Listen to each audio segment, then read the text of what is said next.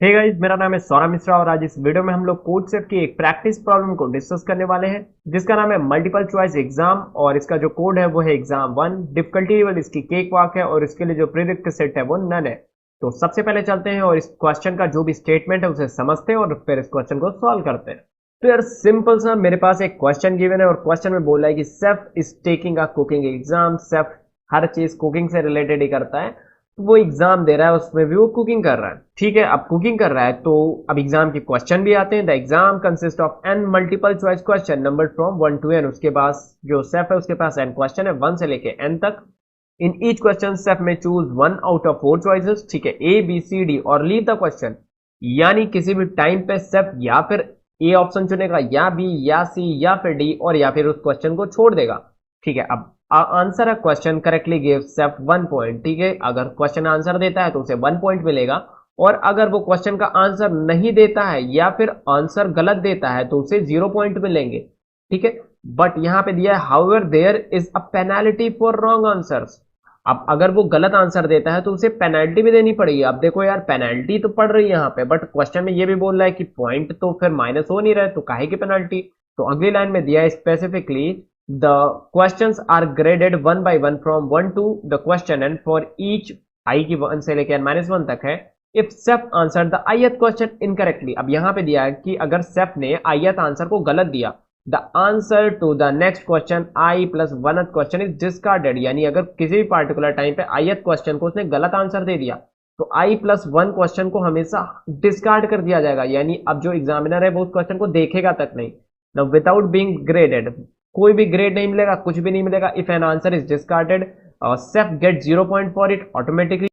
न बोला गया but even if it was wrong, अगर उस किसी भी पार्टिकुलर क्वेश्चन पे ith क्वेश्चन पे उसने गलत आंसर दे दिया तो अगला वाला डिस्कार्ड कर दिया जाएगा। ठीक है, और क्वेश्चन में ये बोल रहा है भले ही ये गलत हो भले ही ये सही हो, एग्जामिनर को इससे बिल्कुल मतलब नहीं, वो इस पे ध्यान ही नहीं देगा। ऐसा नहीं है कि अगर ये भी गलत कर दिया तो अगला वाला भी डिस्कार्ड कर दे, नहीं ऐसा बिल्कुल नहीं है। वो अगर किसी भी ith टाइम पे ith क्वेश्चन पे वो क्या क्वेश्चन गलत दे देता है या आंसर गलत देता है उसका, तो i+1th का जो भी क्वेश्चन एग्जामिनर उसको देखेगा तक नहीं, बाकी सारी बातें छोड़ दिए, बस देखेगा तक नहीं, मतलब उससे कोई मतलब नहीं। आप ठीक है, तो कोई पेनाल्टी नहीं है वहां पे। ठीक है, now you are given the correct answer to all n question and chef answer calculate the total number of point chef scored on the exam. ठीक है, अब आपने क्या करा, सेफ ने क्या करा, उसका कुछ आंसर दिया, सारे क्वेश्चनों का एक आंसर दिया। हमें कैलकुलेट करना है कि सेफ ने मैक्सिमम कितना पॉइंट अचीव करा। ठीक है, तो बोला गया the first line of the input contain a single integer T, यानी नंबर ऑफ टेस्ट केस दिया गया होगा। ठीक है, the first line of each test case contain a single integer N, यानी एन दिया होगा। The second line contains a single string S with length N, S दिया है। और उसके बाद क्या दिया, for each valid I the ith character of the string denote the correct answer of the ith question. Yes एक string है जिसमें हर इंडेक्स पे ये दिया है कि कौन सा क्वेश्चन, जो भी क्वेश्चन था उसका आंसर क्या है। बेसिकली उसका आंसर ए है या बी है या सी है या डी है। और उसके बाद the third line contain a single string you. Now अब ये जो यू स्ट्रिंग है ये बता रही है कि किसी भी टाइम पे आपने आंसर क्या लगाया, ए लगाया, बी लगाया, सी लगाया, डी लगाया या फिर एन लगा दिया। एन मतलब अटेम्प्ट ही नहीं किया। ठीक है, तो नीचे देखते हैं, नीचे सिंपल सी बात क्या है, आउटपुट देखते हैं इसका। For each test case print a single line containing 1 integer chef score. मुझे आंसर में बताना है कि सेफ का कितना मैक्सिमम स्कोर है यहाँ पे।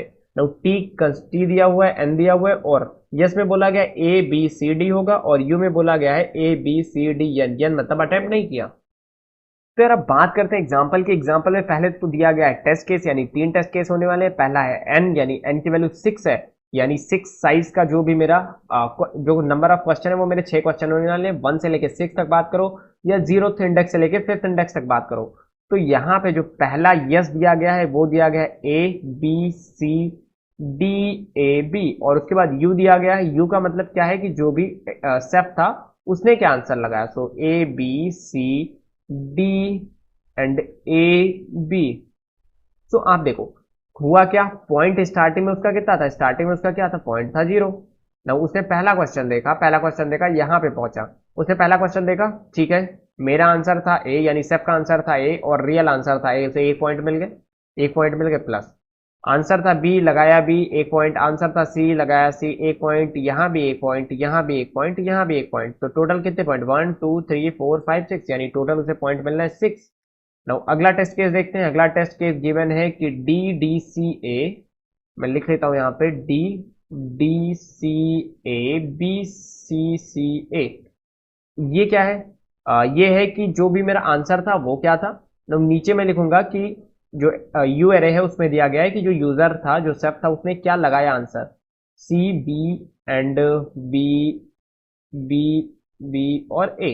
ठीक है, तो पहले क्वेश्चन का उसने सही आंसर लगाया, एक पॉइंट मिल गया। दूसरे क्वेश्चन को एन, एन का मतलब क्या, उसे अटेम्प्ट ही नहीं किया। अगर अटेम्प्ट ही नहीं किया तो ठीक है, 0 पॉइंट मिल जाएगा। ठीक है, इस क्वेश्चन पे पहुंचा, इस क्वेश्चन पे उसे क्या सेम मिल गया, तो 1 पॉइंट। नाउ यहां पे उसे गलत मिल गया तो इस क्वेश्चन को तो हटाएगा ही, इस क्वेश्चन को भी हटा देगा क्योंकि एक आगे वाले क्वेश्चन को भी हटा दे रहा है। नाउ यहां पे मैं पहुंचा, यहां पे देखा गलत आंसर है, तो यहां पे उसने देखा गलत आंसर है तो यहां पे भी हटाया, यहां पे भी हटाया। नाउ यहां पे पहुंच गया। अब जैसे ही यहां पे पहुंचा, इसने देखा यहां पे भी सही आंसर है, तो 1 + 1 + 1 यानी 3, आंसर है 3। नाउ इस केस की बात करते हैं, सी डी डी और एन डी सी। तो मेरा यहां पे है सी डी डी और एन डी सी। यहां पे आया, यहां पे इसने देखा कि इसने अटेम्प्ट ही नहीं किया तो पॉइंट तो 0 मिला, कोई पेनल्टी नहीं। यहां पे आंसर सही था तो +1। और यहां पे डी और सी था तो गलत है, बेसिकली आंसर गलत है और आगे वाले को डिस्कार्ड करेगा, बट आगे कुछ है ही नहीं तो डिस्कार्ड करने की कोई बात ही नहीं उठती। तो मेरा टोटल ओवरऑल आंसर आ गया 1। तो ठीक है यार, ये था मेरा एग्जाम्पल। अब एक काम करते हैं, हम लोग समझेंगे कि कैसे कैसे हम लोग इसका सोल्यूशन फाइंड आउट कर सकते हैं। तो पहला ये देखो, अगर मेरा दो स्ट्रिंग गिवन है, पहली स्ट्रिंग कौन सी थी, पहली स्ट्रिंग थी यस और दूसरी स्ट्रिंग थी यू। तो पहली स्ट्रिंग मेरी गिवन है यस और दूसरी स्ट्रिंग थी मेरी यू। ठीक है, तो पहली स्ट्रिंग में सपोज दैट कुछ ऐसे आंसर है A B C, A B D A C. और आपने क्या लगाया, आपने लगाया suppose that N N C और उसके बाद B and D, A A and C. तो आप क्या करोगे, आप एक लूप चलाओगे। ये बात तो समझ में आती है क्योंकि आपको हर पॉइंट पे जाना है। तो यार अब एक काम करते हैं, हम लोग डायरेक्टली यहाँ पे एक कोड लिखने की कोशिश करते हैं। तो स्टार्टिंग में मैं कहाँ पे था, आई की वैल्यू 0 पे था। मेरा आंसर क्या था, यानी काउंट। अगर मैं बताऊं काउंट मेरा आंसर है तो काउंट की वैल्यू स्टार्टिंग में 0 थी।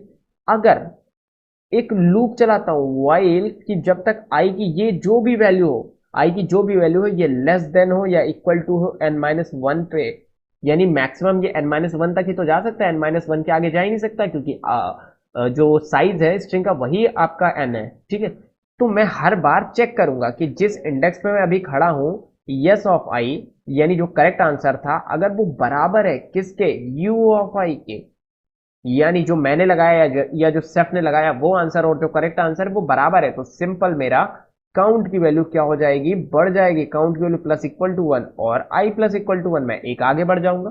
नो एलिफ, सेकंड कंडीशन क्या है, सेकंड कंडीशन है कि अच्छा अब इफ एलिफ चला, इसका मतलब ये इफ नहीं चलेगा, यानी SIUI बराबर नहीं है।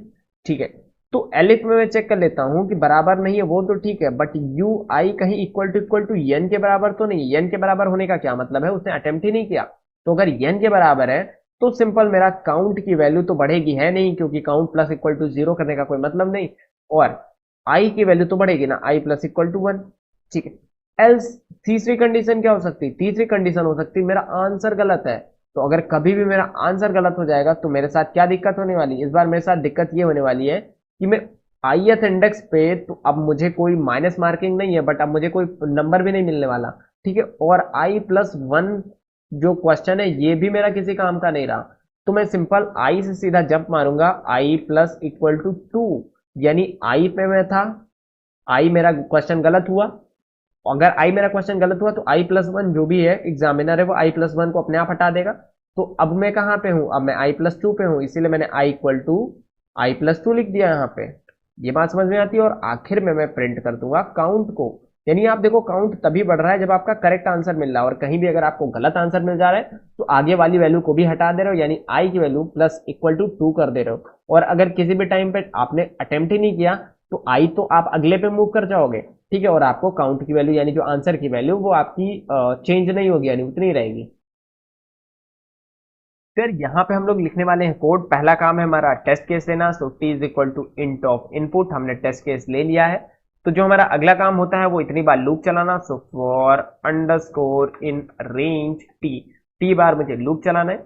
अब अगर टी बार मुझे लूप चलाना है तो हर बार मुझे हर टेस्ट केस के लिए क्या करना है, पहले तो एन लेना है यानी साइज, उसके बाद मुझे दोनों जो भी दोनों स्ट्रिंग है उसको लेना है। So N is equal to int of input, ठीक है।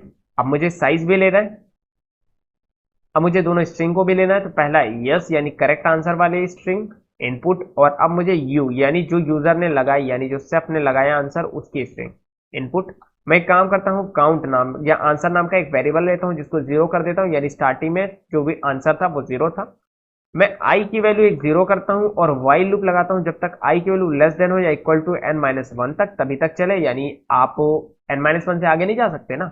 तो अगर किसी भी टाइम पे एस ऑफ आई यानी जो रियल आंसर था वो बराबर है यू ऑफ आई के, यानी जो सेफ ने लगाया, तो आपको क्या मिलेगा, answer plus equal to one, यानी आपको एक पॉइंट मिल जाएगा और आप अगले इंडेक्स पे चले जाओगे। तो I plus equal to one.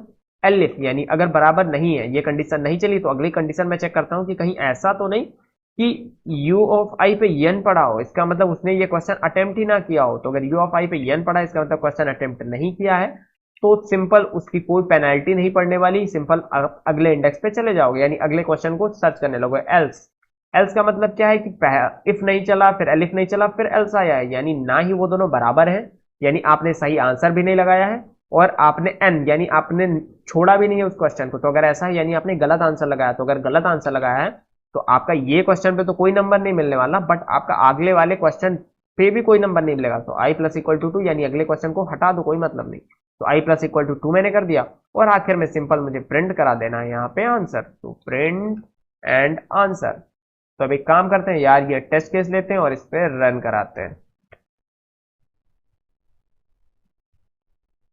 Control we and run, और जो मेरा आंसर है ना वो आना चाहिए 6, 3 और 1, और मेरा आंसर यहाँ पे सेम आ रहा है। अब एक काम करूंगा, मैं इसको सबमिट कर दूंगा।